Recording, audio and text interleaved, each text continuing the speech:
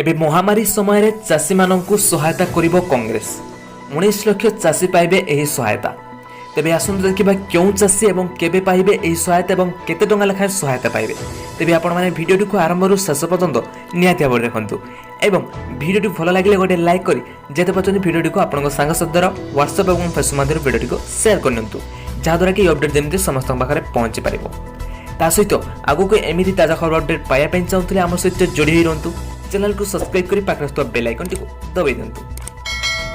तेरे फ्रेंड्स वर्तमान महामारी मारे समस्ते चापी हो जाइथिया बेले सबुठु अधिक क्षयक्षति सहउचंदी श्रमिक एवं चाषी माने एवं सेमाने निजर फसल बजार रे सठिक भाव में बिक्री न करि पारिकी आर्थिक समस्यार सम्मुखीन होउचंती। तेबे चाषी मानक पाइकी एबे कांग्रेस बढ़ाइছে सहायतार हाथ।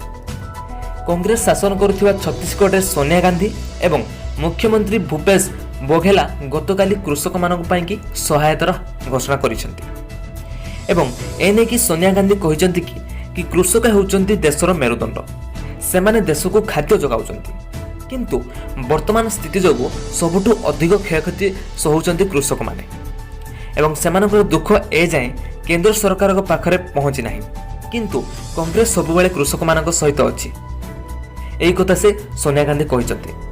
तेबे एही योजना रे समस्त कृषकों को सीधासलख 7500 टंका मिलिबो।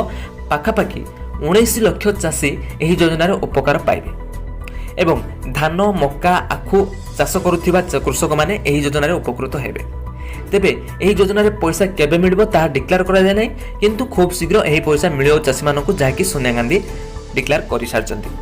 तेबे फ्रेंड्स एहा तला वर्तमान खबर। जदि आपनकु वीडियोटी भल लागिछि गोटे लाइक करी जेते परचनी वीडियोटी को शेयर करनतु।